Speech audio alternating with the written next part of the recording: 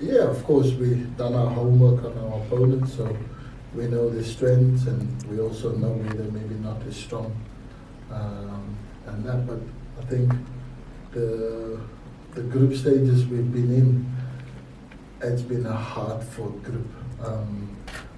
There's almost been no rest for the team, because every team we had to face is probably equally as strong to win the Chance tournament. So yeah, it's really been a tough time, and we kind of surpassed that, and now it's only going to get tougher.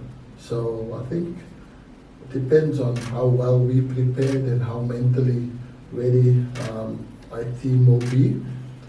And as long as we go onto the field knowing that we give 100% and we play to our full potential that everybody knows in the team that they have, then it's something positive can come from this, because I think after the test that we faced in our group stages, there's not really a team that we're kind of afraid of anymore, or that we think our chances are slim against the teams, because yeah, when you face DRC, Angola, Morocco and Zambia, it's a tough task, and you say to yourself, like, our chances is slim to none, but we proved ourselves and everybody else as well that we are well capable of surpassing this. So whoever comes next will be a really good challenge, and we just try and focus on ourselves, what we have to do,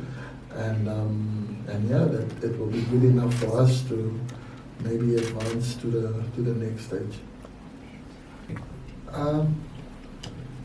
Our expectations is very high. We set the goal for ourselves before the tournament started. We analyzed our group stages and the teams we could possibly face if you advance to the group stages. Not that we're looking that far ahead, but I think as a team, if you don't have goals, if you don't have certain expectations of yourself, then you give yourself just shortcomings. You don't think that you would reach far. So for our goals,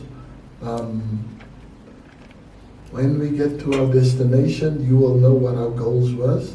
But from everybody in the squad, we know exactly what we want to achieve and where we want to be. And Madagascar will just be another obstacle in our way to achieving what we want to achieve. But we know in football nothing is given. No matter what we've done previously, Morocco, Angola, DRC, Zambia is forgotten now.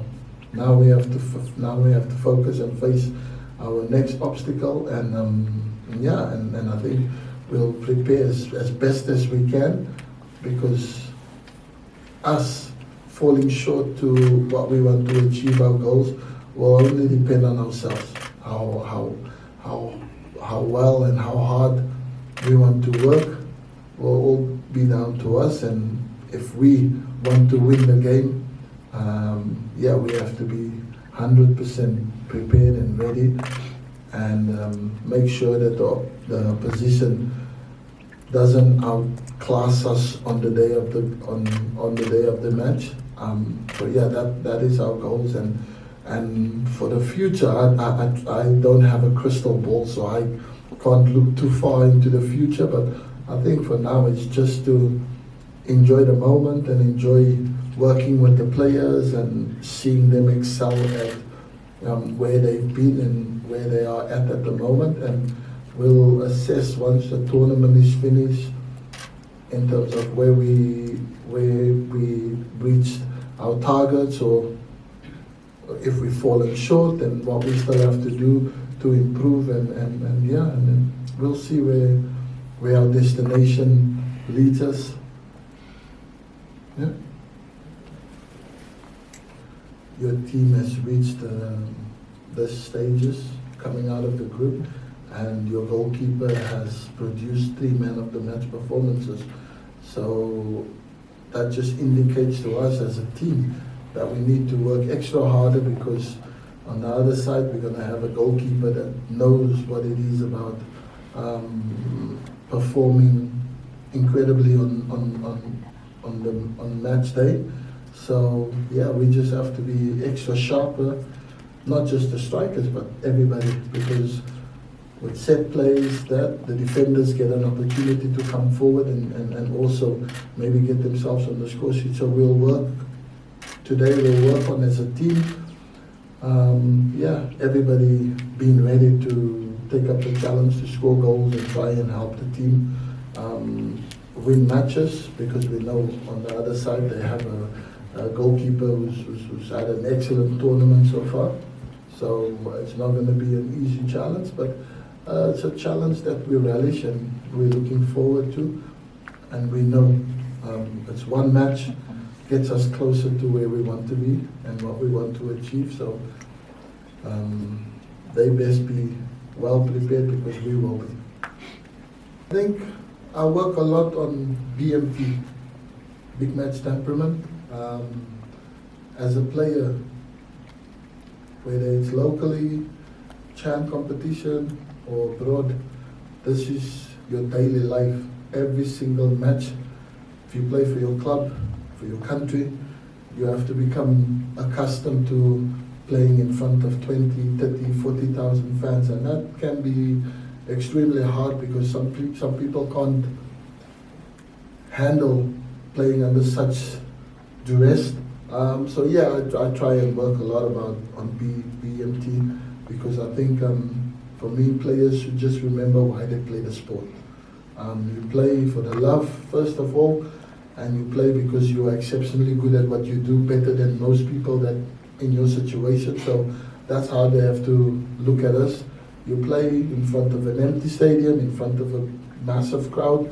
Doesn't matter, you just focus on your job, focus on your principles, what's expected from you, from the coach, the tactical side of things, and then you go out there and you just enjoy, because this moment might be incredible now, tomorrow it can be gone as quickly as that. So just enjoy the moment, play the occasion, don't let the occasion play you.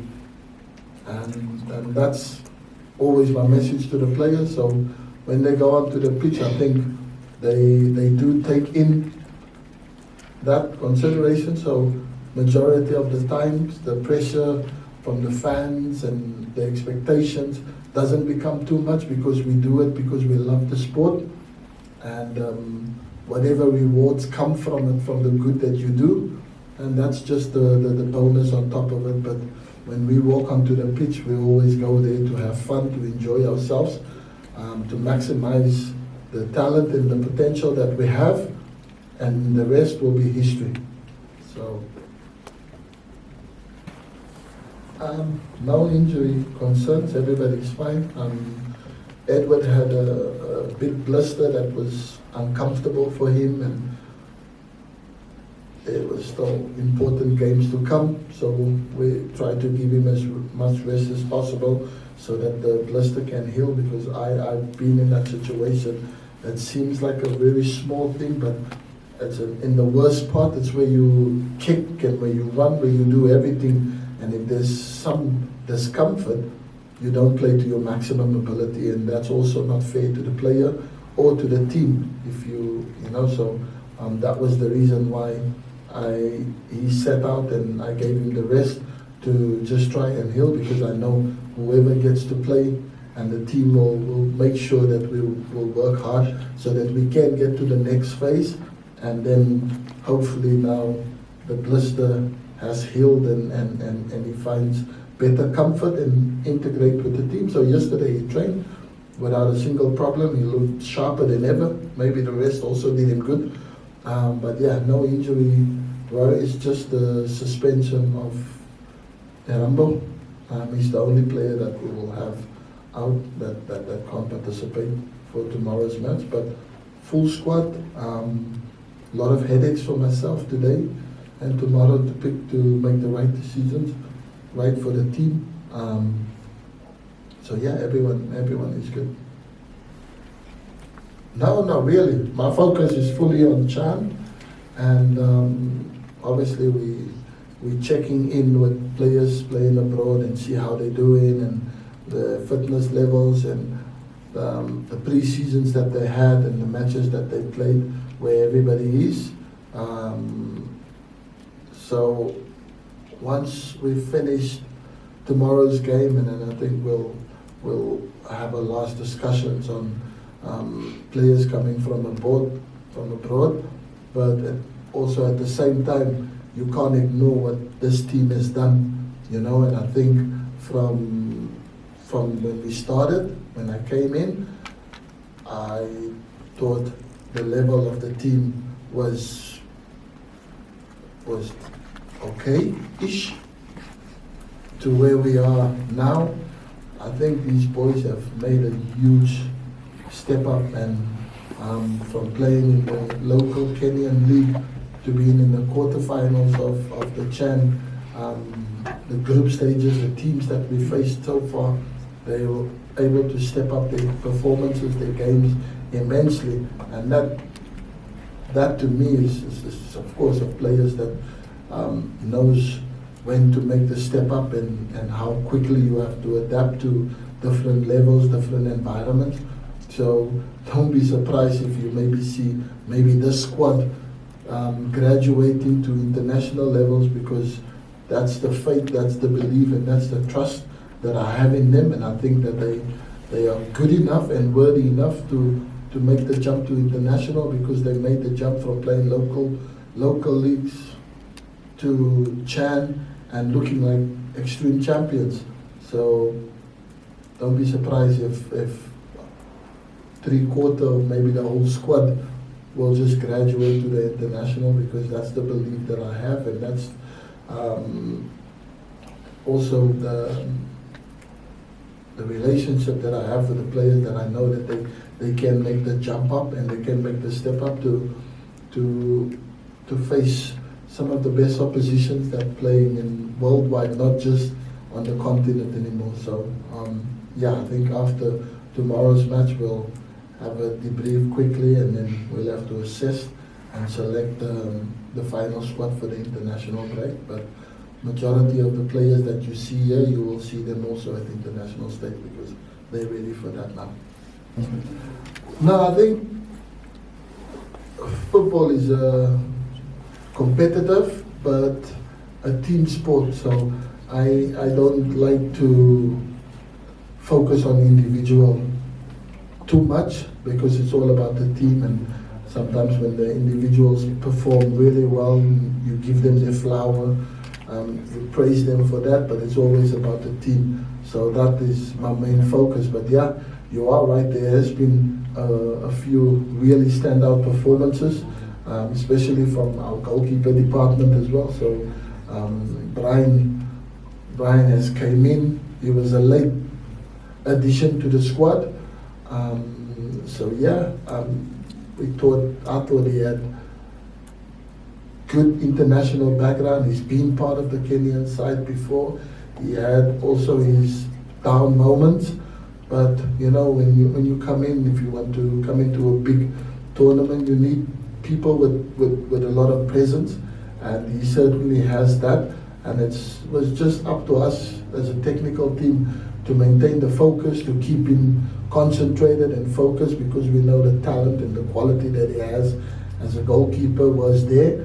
But most of the videos and matches that we've seen, he was a player that makes a lot of individual errors that becomes very costly. So when we integrated him with the team, we focused a lot on not just on his performances, but on his concentration levels and focus levels, and trying to install a little bit more leadership in him. So when you are the number one choice for the match day, then you have to be a leader from behind, because he's the one that sees everything's clear. So yeah, we worked on his focus levels, and now you see the quality, the goalkeeper, the talent that he already has shines through, because he's more focused in games, and now the team fully depends and trusts their goalkeeper, because they know that mistakes comes very rarely him, because his focus levels and concentration has been up highly. So yeah, so he deserves the matches that he played, where he was phenomenal for the team, and hopefully it continued to grow game by game, and yeah, he becomes an important figure for our squad as well. And as for Farouk, also played in the last match.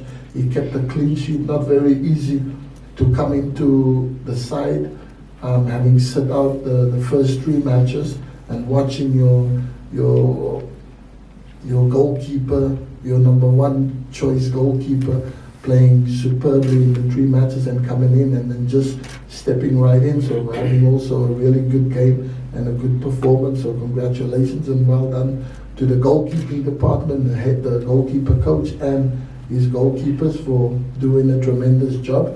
And then Ryan Ogam, yeah, it's a player that I like. When I joined the national team, I had 1 week, 3-4 days camp with the players, and Ryan was one of them, and he was nursing a knee injury. So he was completely out, struggled, but he wanted to be there, and I saw the determination and dedication that he didn't want to miss out the opportunity of not getting to know me or not showing me what he had, and I had to stop because I could see this is a player that was struggling immensely and that he needed operation or he needed rest to be there, but just the dedication and the determination that he wanted to train, he wanted to show me what he was about. And for me, that goes a long way. It tells you as a coach that this is a player that will die for you when he's fit and 100% ready, and he's got the talent, he's got the ability. So because he showed that loyalty and that dedication to me, it was only my duty as a coach that to make sure that I follow up what this player's career, where is it leading to. And for him being 100% fit before the tournament, there was no way that I wasn't going to put him in the side, because that was a player that if I can ask to run through that brick wall, he would, because he needed surgery, but he wanted to train and show me what he was about. So now I'm showing him the same loyalty back, and he's rewarding himself for that dedication. Every match that he gets to play, he's growing and he's getting better and better. And 2 games running, he's produced the winning goals for the team, and he put us into a situation where we can be into the quarterfinals and play Madagascar. And hopefully tomorrow, when he gets the nod, he just continue that excelling onto the pitch by helping the team, putting the ball in the back of the net and taking us through to the next round. So yeah, so his determination and paid off, and now he finds himself as one of the popular figures in the team, because he scores the goals, but also he also puts himself in contention to be part of the Chan team of the tournament with his performances, brave performances, and winning, scoring goals. So yeah, very important figures to the team. But the whole team is equally as important as the 2 players, the goalkeeper and the striker, Ryan, that I just mentioned.